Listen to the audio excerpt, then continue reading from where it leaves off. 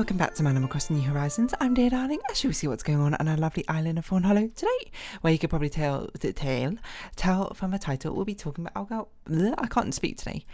You can tell from the title, we'll be talking about go-karting. Well, probably. I don't know if I've ever actually, apparently I've spoken about go-karting before, but I guess this will be go-karting injuries or something. I'm not sure. Injuries is a bit extreme per se, because that makes you kind of expect the worst. No, we'll be talking about go-karting, but you know what the title will be. I suppose I'll find out for myself after this episode. But hello there, everyone. Right now in Fawnhallow, it's 6:11 p.m. on Wednesday, May 31st, 2023, last day of May. I wish I might. Sorry, I'm just like being completely not tangential. But yeah, if you didn't catch yesterday's episode, basically celebrated a friend's birthday. We did a golfing, driving range thing, which I talked about yesterday, and then we are doing a different driving thing, which is actually go-karting, which I'm going to talk about today. Now, actually, apparently I've spoken about go-karting back in year one, which is not surprising because I've done go-karting before quite a few times. Excuse me, because it was actually quite a popular like birthday party choice when I was in secondary school for a while. It was a while back, like just everyone did it. Like I remember my best friend at the time, he was the first one to start it off, and then I was like, wow, this is a really fun like birthday party idea. I'm going to do that for my birthday party too. And then it sort of like kicked off from there, where everyone did it for like I think it was in like year 6 or something.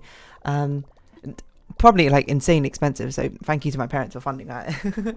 And maybe they'd be disappointed to find out about nowadays. I don't really care too much about go-karting, to be perfectly honest. Like genuinely, it was a fun time. Mostly a fun time. I will say, with my friends, but you know, that's more because of my friends rather than, you know, the go-karting in general. There are bits and pieces of that I liked, but yeah, this is not the first time I've been go-karting like as an adult with friends.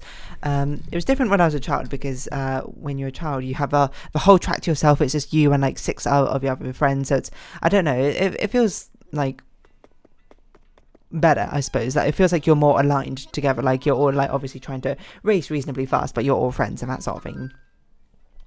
You know, you don't have anyone who's like super try hard, who's trying to like race around the course as fast as possible, and you know, someone holds you up. Who really cares? They're your friend, right?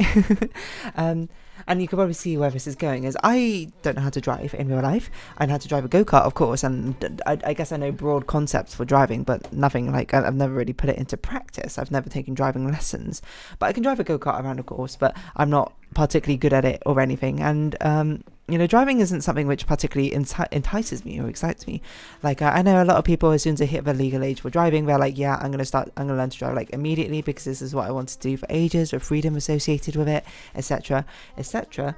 I must imagine that applies more to in America, where, you know, or if you live in I should know, you know, broad strokes apply that to America, but if you live in an area where public transport isn't that good, then, you know, driving is incredibly helpful to get you from place to place, because you have literally no other options except for ride a bike, but sometimes that's not always feasible. But where I live, public transport is pretty decent. You know, it's not amazing, it's not like, you know, perfect, it's good enough to get from places to places, so I've never really had much of a want or desire, I suppose, to actually learn to drive. But go-karting is fine. It's fun. Like I had fun with it when I was younger, but now I'm getting older with it, you know. I guess it's sort of like the idea of go-karting inherently is to drive as fast as you can around the lap, right? Which is sort of contradictory to what I want to do with these recreational things. You know me, I'm not in like that competitive anymore. I was certainly more competitive when I was a child, but nowadays I don't really care about, you know, high scores and that sort of thing are kind of meaningless to me on the scale of like a leaderboard, so much as my own intrinsic competition, I suppose, matters more. So basically, you know, the sort of racing aspect I don't really care for. I don't mind actually having a leisurely drive, I suppose, with a go-kart around the course. I actually find it quite, you know, fun. The thing is, everyone else is there as well. They're all trying to get like a fastest lap time possible, and I'm just wholly not interested in that, I suppose. So it's sort of like a conflict of interests. And And you might be like, well, what do you do? Well, what I do, you know, if you find yourself in this position, is I just drive, you know, at my own pace, and basically I just keep an awareness if there's anyone behind me or anyone who's like gaining up on me or that sort of thing. I basically take a huge wide corner around the big corners and let them just overtake me. You know, I don't care. I'm not going to get in your way. Most people are probably trying to get like a really good score, like around the lap, and you know, they're trying to, you know, beat their record, they're trying to race their friends, etc., etc. I don't want any part of that. I just want a leisurely drive. So actually, it's not, I don't have anything against driving. I like leisurely driving. It's just competitive driving, I suppose, doesn't pose any interest for me whatsoever, which is weird to say. Or maybe it's not weird to say after, you know, you've heard me talk about stuff for like 1,000 episodes in Animal Crossing. Yeah, but you might be like, yeah, that seems exactly like something you would say. Yeah, so that's basically what I did. We did like 3 races. They were like 15 minutes long or something, which is exhausting, might I add. And I basically just drove at my own pace, you know, anytime. And, you know, it almost got to like, because there was a lot of people. There was like 15 or so people racing. It got to a point it was quite hectic. But most of the time, you know, people will overtake you like twice, thrice or something. And then you will have your own like stuff to yourself. Like you get like sent out the pit or wherever, you start driving around, you know, people start getting up on you, you take a wide corner, you like I've driven on that track like a couple of times because we've been there like twice or something, so I know like the big corners, you learn them kind of quickly, and you're like, okay, this is a big corner, let someone overtake me on this, let them all overtake me on this corner. I don't necessarily slow down, I'm just not driving very fast in the first place, because I'm going to be honest, I don't know how you take a corner with any speed whatsoever. I know you're meant to brake early, and then you turn with a wheel and you sort of coast around, and then as you come out of a turn you're meant to accelerate to make sure that you come out of it properly. I genuinely don't understand how it works. Like, I feel like I sort of started to get it towards the end of a final session where I was like, okay, this is the sort of timing, and it kind of works, but I don't have enough confidence in myself to actually take those corners with any sense of speed, because again, there's no winning for me in that. Like, I don't care if I get a good time or anything like that. I just want to kind of make it around the course in a leisurely pace. Or a leisurely pace. There's no incentive for me to like risk it and try and get like cut time off my lap, because it genuinely doesn't matter. So yeah, as I was driving around, it was just like, you know, that's basically what was going on. And yeah, and the first time, like I think we went to that, as you know, we done go-karting 3 times, I think, majorly. Like, once we were on holiday in Wales, we did it, and that was like my first time I did it ever since I was a child, and I was like, you know, that's when I was just like, I don't enjoy this as much as I thought I would. You know, when I was a child, I actually loved it, but nowadays I'm like, it's not really for me anymore. And then the second time I did it, I was like, oh yeah, okay, I genuinely just don't enjoy this anymore. Now, the third time we do it was actually better, you know, it wasn't as bad as the second time I was actively sort of like, I never want to do this again. But third time I was like, okay, you know, it's a friend's birthday, let's do it, obviously. He loves it, I like to spend time with my friends, I'm going to still do it. I don't care if unless it actively harms me, I'm going to partake in the activity, aren't I? And I'm glad to say that after this time, it wasn't like I hated it. It was sort of just like I would do this for special occasions, but I would never, you know, it's not a sort of thing I want to do more often. But I still found my own way to have fun with it, I suppose. And I think a big part of that, this sounds so stupid, but is at this area, we were like, you obviously need a helmet while you're go-karting, but they had these things where you could put like these helmet covers on top of a helmet. And me and my three friends, we were there like sitting in the briefing room waiting for stuff to happen, and we saw them on the helmets, we were talking about them, being like who would get what and that sort of thing. We were just like investigating them, and then we were like, hey, are these, and I was like, these are probably for like kids helmets or something, I can't imagine they'd fit on the adult helmets. And then we asked, I was like, hey, can we put these like on the adult helmets? And they were like, oh yeah, go for it, you know, you had to pay a fee. And we were like, whoa, okay, let's do it. So one of my friends, the birthday boy, he got like this, I can only describe it as like a rainbow cookie monster. Another one of my friend got like a killer clown sort of mask. Another one of my friend got like a Viking, and I got like a rabbit. That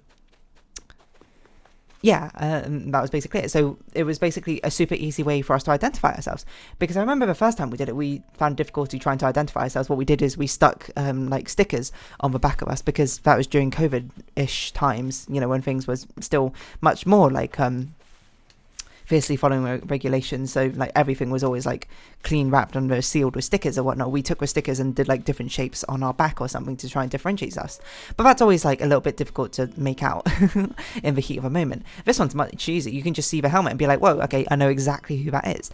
And even better, for me, I think personally for me is why I enjoyed it more, is it signified to the other people who were driving, because a lot of the people there, some of them I'm sure are super competitive, trying to get like a best lap time possible or whatever, but it signifies to them, hey, this is me, this is dear darling, she's the one who's going to take, she's going to take her time with that sort of thing, but she's not going to fight you for any places.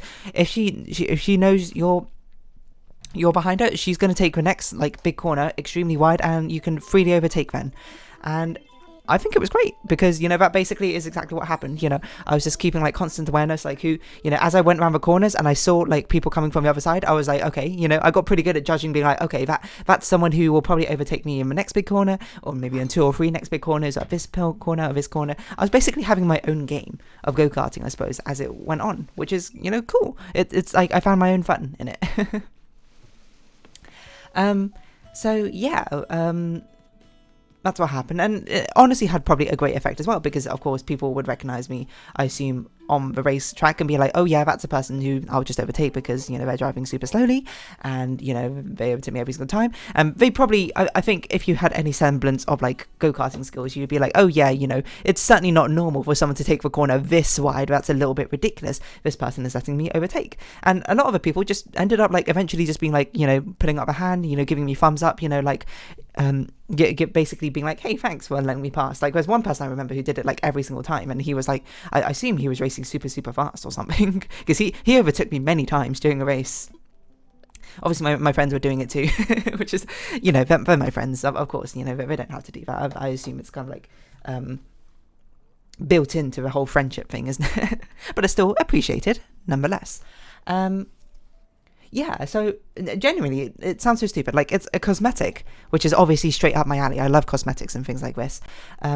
It's a thing which is straight up my alley, and like, yeah, of course that makes me enjoy it more, because I look like I got a giant rabbit on my head, I suppose, rather than just a boring old go-kart helmet. Which it sounds probably stupid to you if you're someone and you're like, why would it matter? It doesn't. Of course, it fundamentally doesn't matter, but it does help my enjoyment of it. The same way, like, I don't need to, wear, like, fashionable clothing necessarily when I go out. I could be perfectly serviceably fine in, like, hoodies and jeans, but I like to wear nice clothes because it makes me feel nice. It's probably in the same sort of vein. And I think it just made it as, like, a really clear signifier, like, hey, this is this person, you can just memorize what I'm going to do. I'm a very predictable AI pattern, essentially, when it came to go-karting. So, yeah, I had more fun with go-karting, but it's still not my favorite activity in the world. I think probably it would be different if it was like we got the entire track to ourselves and it was like, whoa, like 12 of us, like 12 of my friends or something, like everyone, then I'd probably have more of a fun time with it, I think. I guess there's always like an added, it sounds silly to say, but like an added sense of social pressure when you're doing these sort of things, because I'm just like, I don't want to like annoy these people. Like, it's sort of like, it's not like I don't want to annoy these people, because obviously, everyone's different skill ranges. That's not what I mean. It's more like everyone else is, a lot of these people will come here because they want to do it and they want to, take it more seriously than I am. And it's sort of like me waltzing in being like, la-di-da-di-da, I don't really care. It's sort of like, imagine if I didn't like art or something, I'm just going to an art gallery and just sort of like walking in and just like aimlessly standing in front of the paintings and like a complete lack of awareness of what's going on and just being a general nuisance. That's not what I want to be. And it's not because I don't appreciate art. It's just like I want to be, I don't want to get in the way of their enjoyment necessarily, because if I went to an art museum and there was someone who was just like idly like rudely bumping into people standing in the way of things, like I wouldn't say anything necessarily, unless it was obviously being quite aggressively,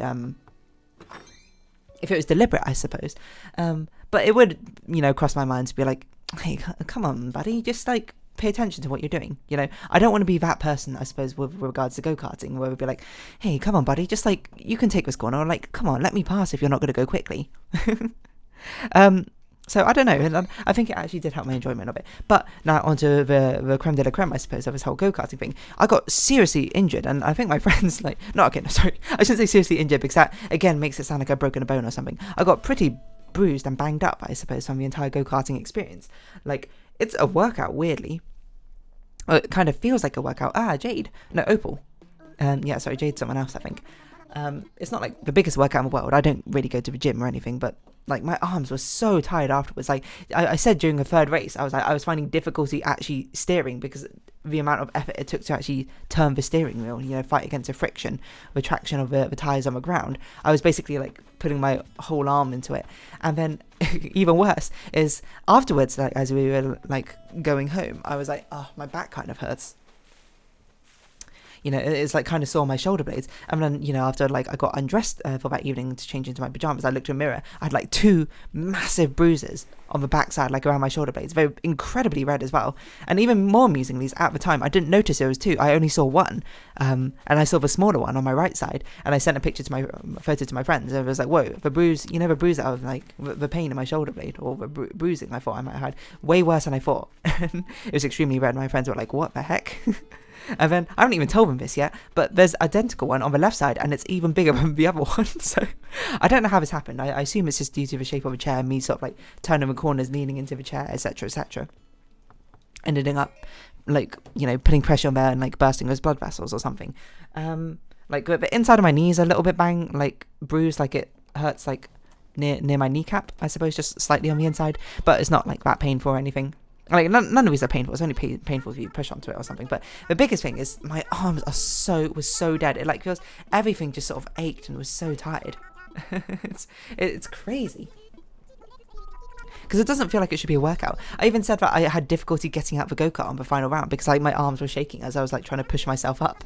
I was basically trying to do like, I can't remember what it was called, like those push downs, when you like sit over the edge of a bench and like lower yourself down and upwards. It's basically like doing that to get out, and I was like, I'm dying. Anyway, I was pretty slow, and crazily this entire time there was someone who was actually slower than me. That was someone who also was like, hey, I'm going at my own pace, and I didn't actually see them for the first 2 races at all. I assumed they started behind me, but on the third race I somehow kind of caught up to them, and then I saw they were going slower than me. They were actually going slow enough that I was catching up to them, being like, whoa, hey, this person's going pretty slow.